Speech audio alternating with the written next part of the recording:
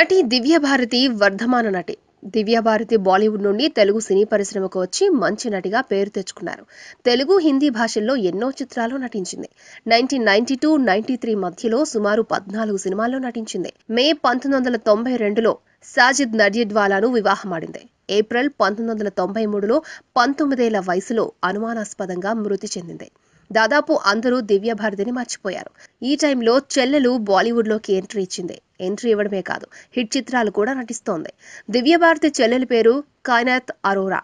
ఈమె ఎలా చెల్లెలంటే దివ్యభారతి వాళ్ళ నాన్న మొదటి భార్య కూతురు. కైనాత్ అరోరా సెప్టెంబర్ 2, 1986లో ఉత్తరప్రదేశ్లోని సహార్పూర్లో జన్మించింది. అయితే కైనాత్ 16 సంవత్సరాల వయసులో ఆమె కుటుంబం మొత్తం ఢిల్లీకి వచ్చేశారు.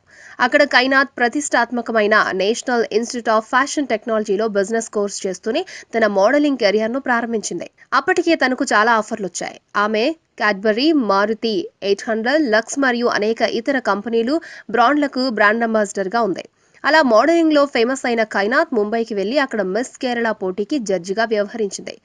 అక్కడే కైనాత్ డైరెక్టర్ ప్రియదర్శన్ను కలుసుకున్నారు. ఆ సమయంలో ప్రియదర్శన్ తను తీస్తున్న ఖత్తా మీతా చిత్రంలో ఐటమ్ సాంగ్ చేయడానికి అమ్మాయిని వెతుకుతున్నారు.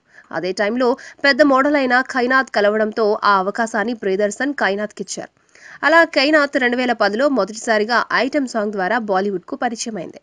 ఆ తర్వాత 2011లో ఆమె వెంకట్ ప్రభు దర్శకుడిగా ప్రేమ్జీ, అమరేన్, అంజలి, ఆండ్రియా, లక్ష్మీరాయ్, త్రిషా కృష్ణన్, అర్జున్ మరియు అజిత్ కుమార్ నటించిన మన్కాతా అనే తమిళ యాక్షన్ థ్రిల్లర్లో నటించింది. 2013లో కామెడీ చిత్రం గ్రాండ్ మస్తీ, హెడ్ స్టోరీ 2, స్వాగత బ్యాక్ వంటి హిట్ చిత్రాల్లో హీరోయిన్గా, స్పెషల్ సాంగ్స్లో నటించింది. మోడల్ గానే కాకుండా నటిగా కూడా మంచి గుర్తింపు తెచ్చుకుంటూ అక్క దివ్యభారతి లాగానే బాలీవుడ్ లో రాకెట్ లా దూసుకుపోతోంది. ఈ వీడియో మీకు నచ్చితే ఓ లైక్ కొట్టండి, మీ ఫ్రెండ్స్ కు షేర్ చేయండి. ఇలాంటి డిఫరెంట్ వీడియోలను మరిన్ని చూడాలనుకుంటే మా యూట్యూబ్ ఛానల్ ను సబ్స్క్రైబ్ చేయడం మాత్రం మరవకండి.